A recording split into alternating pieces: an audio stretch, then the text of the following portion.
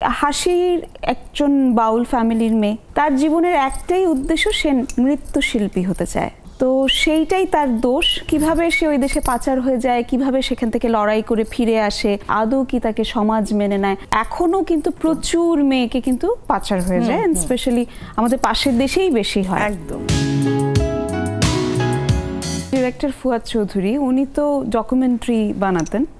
তো 2003-তে উনি একটি ডকুমেন্টারি বানিয়েছিলেন হিউম্যান ট্রাফিকিং নিয়ে। আচ্ছা। তো আমার যে চরিত্রটা, সেই চরিত্রটার যে ঘটনাটা, সেটা উনি 2003-তে সেটা সম্মুখীন হন। তো ওনার মাথায় ছিল যে এখনো কিন্তু প্রচুর, স্পেশালি প্রান্তিক এরিয়াতে প্রচুর মেয়েকে কিন্তু পাচার হয়ে যায়, স্পেশালি আমাদের পাশের দেশেই বেশি হয়। একদম।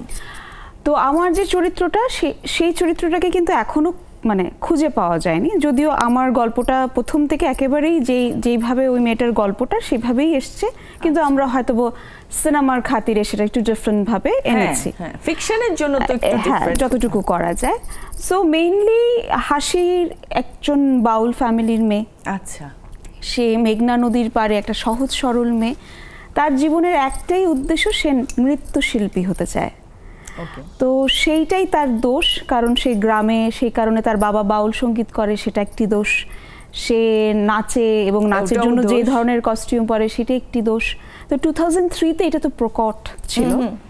তো সেটাই আমরা এই সিনেমাতে নিয়ে এসেছি, এবং কিভাবে সে ওই দেশে পাচার হয়ে যায়, কিভাবে সেখান থেকে লড়াই করে ফিরে আসে, ফিরে আসার পর আদৌ কি সমাজ তাকে মেনে নেয়, আদৌ কি তাকে সমাজ মেনে নেয়, আদৌ কি সে তার শিল্পী সত্তাকে বাঁচাতে পারে কিনা, সেটাই মেঘনা কন্যা। মানুষের হাতে অনেক অপশন। একদম এই কথাটাই আমি বলছিলাম, যে এই যে তুমি যে শব্দটা বললে অপশন, কারণ আগে কি হচ্ছিল, একটি সিনেমা না হলে মানুষ ওটি না দেখে দেখা যেত যে বিদেশি সিনেমা দেখছে, রাইট? সো এখন যে আমাদের যে ইন্ডাস্ট্রি বলতে যেটা বোঝায় আপু, যে ইন্ডাস্ট্রি মানে কি, আমরা অনেক সিনেমা তৈরি করছি, এবং দর্শকদের যদি আপনি বিশ্বাসটা কায়েম করতে চান, কারণ আমরা তো একটা সময় গিয়েছে মাঝখানে যে সিনেমা তৈরি হচ্ছিল না, বন্ধ ছিল, মানে সিনেমা হলগুলো কিন্তু টোটালি বন্ধ ছিল। একদমই। তো সেই জায়গা থেকে আমি বারবার বলছি, আমি ভীষণ আশাবাদী যে এই সিনেমা, এই যে আমরা যে কাজটি করলাম, যে এতগুলো সিনেমা দিলাম, এবং সেইখানে আমি বারবার আমার ডিরেক্টর এবং প্রডিউসারের কাছে ভীষণভাবে কৃতজ্ঞ, কারণ উনি একটি নারী প্রধান সিনেমা দিয়েছেন। এবং আমি যখন বাকি নামগুলো শুনছিলাম, খুবই স্বাভাবিকভাবে আমি এত হাই ভোল্টেজ সিনেমার পাশে এরকম একটা সিম্পল মেয়ের গল্প, আমাদের দেশে কিন্তু নারী প্রধান গল্প খুব একটা হয় না, সাহসের ব্যাপার যে উনি এই রিস্কটা নিয়েছেন।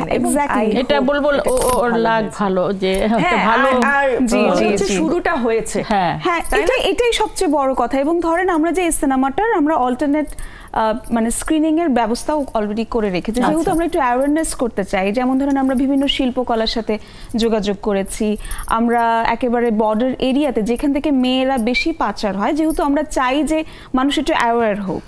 এবং যে হাসির যে চরিত্রটা, সেটা কিন্তু সে তার সরলতার কারণে, এরকম নয় যে সে পরিবারের উপর রেগে টেগে চলে গেল, এবং কিভাবে আসলে পথভ্রষ্ট হয় আসলে। এইটাই তো হচ্ছে, এবং এটা খুব ইম্পর্টেন্ট আসলে দেখানো, যে রিয়েল সিনারিও যেটা, ওটাই দেখানো হচ্ছে।